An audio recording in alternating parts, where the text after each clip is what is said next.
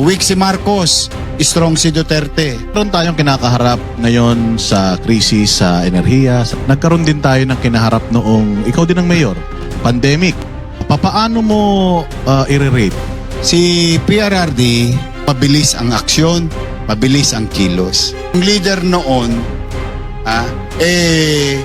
sanay na mabilis ang kilos at mga tao niya, mabilis ang kilos. Sa stocks lang, hindi matanggal kagad eh. Oh, hindi nga Yun madesisyonan na lang, eh. di pa madesisyonan eh. Pero ngayon talaga medyo mas madali kasi kaya pa nga mag-jogging ng presidente. Kaya pang makipag-date. May panahon pa makipag-date.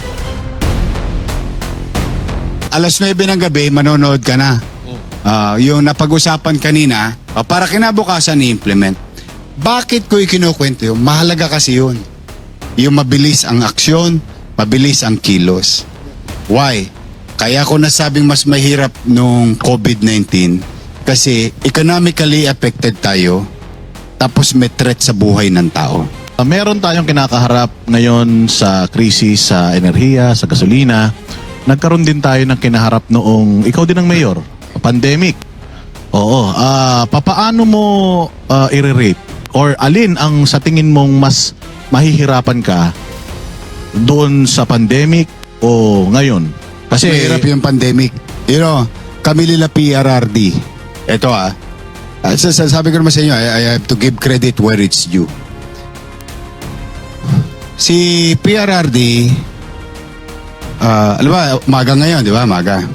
Kami mga Metro Manila Mayor, Secretary Anyo, DILG, General Lim, MMDA. Titira kami ng mananghali, meeting. May pasya. Mamayang gabi, mapapanood mo si PRD kasama yung mga cabinet secretary. meron silang Yung pinagpasyahan namin, re-recumpirma nila. Ibig sabihin, ang ginagawa ng presidente ni President Rodrigo Roa Duterte at that time, kukonsultahin muna yung lokal. Pag nagkadali na, maliwanag na, i-implement na ni... nung gabi na yun. Kaya tinatawag na, bukas ba barbershop? Tawag namin doon barbershop. Nasa sitio lang ako natutulog eh. Pag alas 9 ng gabi, manonood ka na.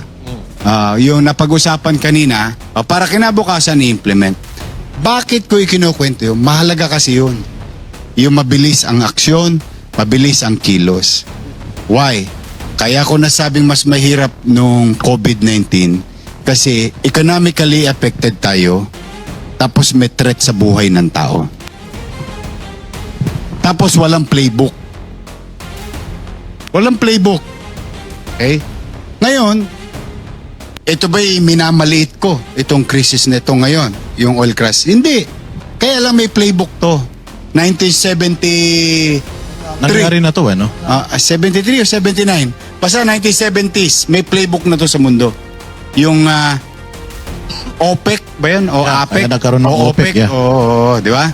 Nagkaroon na ng insidente ganito. Hindi nga lang gera, pero pareho ang epekto. So ang point ko, ngayon ang problema lang natin ekonomiya. Pero walang threat sa buhay. So kaya hindi pwedeng ipagkumpara. Yung minsan may nakikita ko, weak si Marcos, strong si Duterte. May mga ganun may mga nakikita akong mga pagkukumpara. Hindi, magkaiba ho yung sitwasyon. Noong araw, maswertihan mo, yung sitwasyon, nagkataon na yung leader noon, sanay na mabilis ang kilos at mga tao niya, mabilis ang kilos. Kasi there is yung clock umiikot pero alam mo may namamatay. Alam mo na alam namin lahat bawat minuto may namamatay.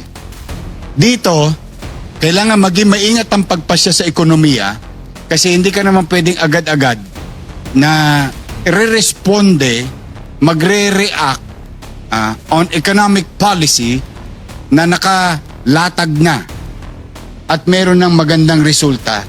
Nagka-hiccups lang o nagka-bump o yung sa kalsada ba, yung nalubak ka lang o ililiko mo na, hindi po pwede basta-basta. Kailangan mag-ingat ang mga ekonomista.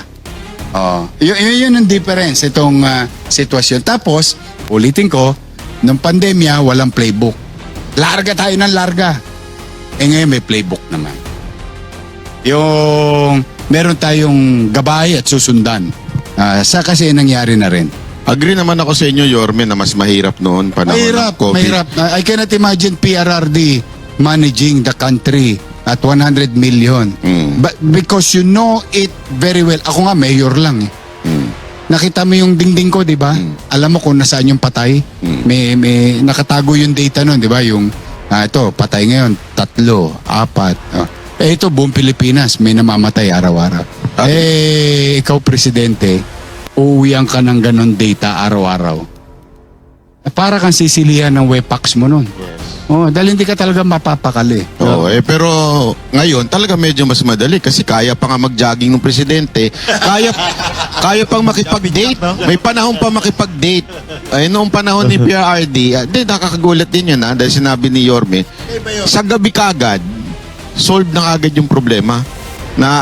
Sabi, nakukonfirm na yung mga gusto nilang mangyari.